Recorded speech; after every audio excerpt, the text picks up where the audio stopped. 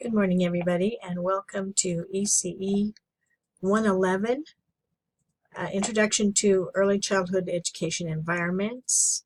And I am your instructor, Carol Mace-Edwards Jones. I'm glad to welcome you to this term. We're going to have a little bit of a presentation just to get your feet wet as far as the content of the upcoming class. So here we go.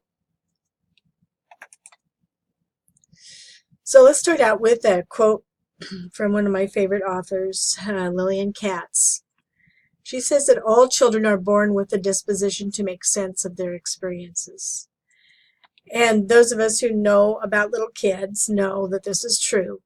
They really do try to figure out what's going on in their little lives. So our job is to help enrich that experience for them.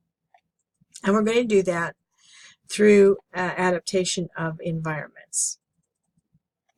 So let's go to some important points in this class are going to be the syllabus, the weekly instructions and videos and articles, and weekly assignments.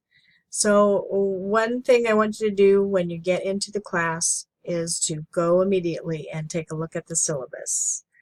Very important that you do that. And then we have weekly instructions, videos and articles that are available in the class, and then each week you're going to have weekly assignments.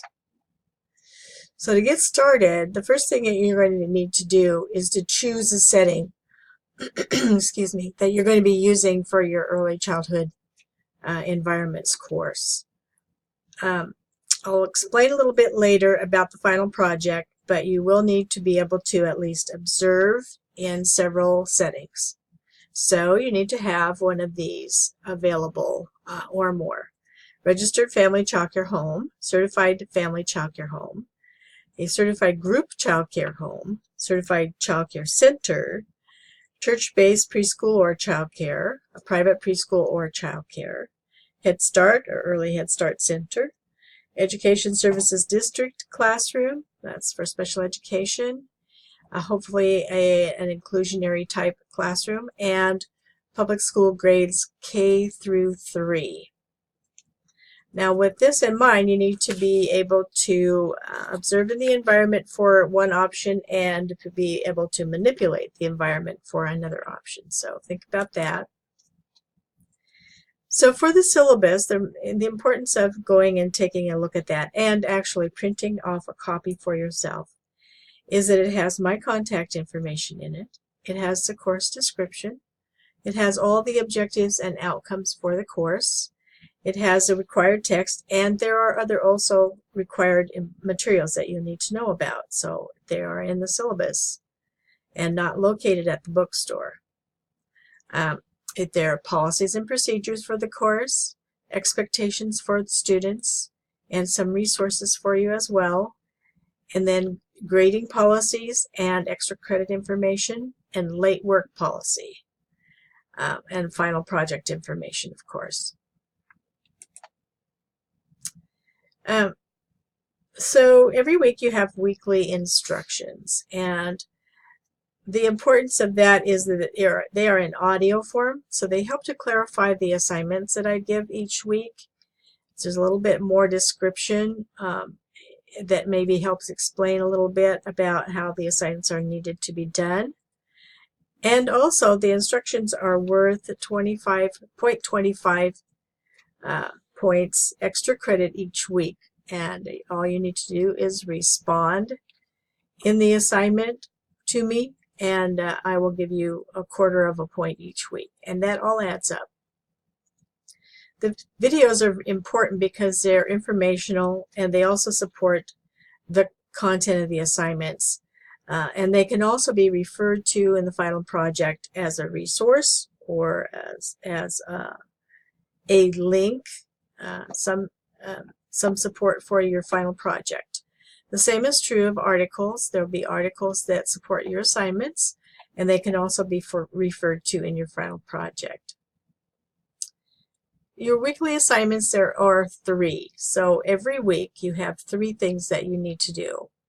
One is a discussion question. So your discussion question You need to reply to assigned topics.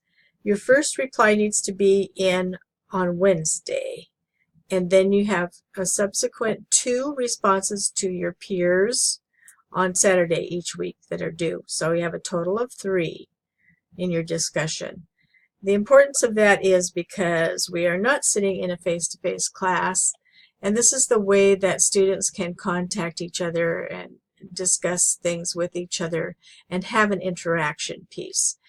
If you wait till Sunday to post these, then your fellow students do not have a chance to respond to what you have said before the assignment is completely due. So please adhere to this schedule, and it is really not flexible as far as I'm concerned, and you will be graded on that as far as late or on time.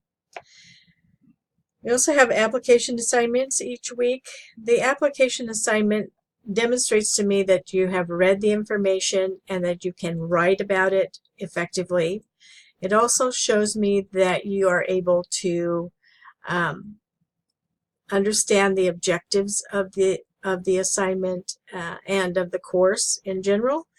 And these also can help to add up to your final project. So every week, the applications assignments build on each other to end up contributing towards your final project. We also have professional journals each week, and they're very open-ended for you. They show me that you're able to process the content of the information through the course, through your own personal experiences and reflections on your own childhood and experiences that you may have had with children, either your own or other people's children. It helps me to know a little bit more about how you think and how you process that information. Those are totally private to me. No one else can see them. So it's a place where you can share some information that maybe you might not otherwise share. So feel free to do that if you feel comfortable. So there are 2 options for your final project. Option 1 is to completely rework your own environment, and there are some specific things that you will need to do that, and that's kind of outlined a little bit in the syllabus, so you want to take a look at that. And this is your own environment that you're in, or one that you're borrowing from someone else that you have permission to mess around about. In option 2, you want to observe several settings in ECE. That's why you need to have access. And then you will create your own dream classroom based on the criteria that I have also set out in the final project information in the syllabus. That final project information is also located in week 11, so you can also find it there. It might be helpful to print that out, and then if you have any questions about that, you want to ask those questions early so that you can be very clear about what it is that you're supposed to do for your final project. This is my instructor information. My home office is where I work. I generally am available Monday through Thursday, but most of you who have worked with me before then know that I'm available if you have an emergency. I'm available through text, phone, or email, and those things are available here.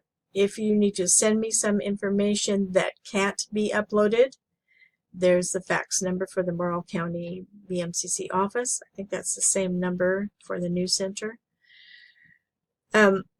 However, that being said, I prefer that you upload things to the coursework where it's required, like for instance in the assignment boxes, because things get buried.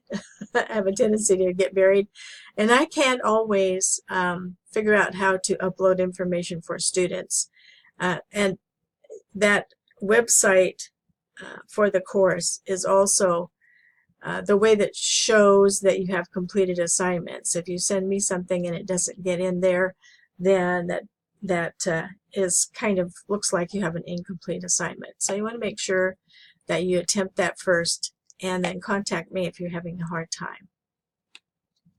So that's really about it. That's just an overview for you. And I'm going to close with this little bit by John Dewey. We never educate directly, but indirectly, by means of the environment. Whether we permit chance environments to do the work or whether we design environments for the purpose makes a great deal of difference. So that being said, this is all I have for this little presentation, and I look forward to seeing you online in the course. Thank you.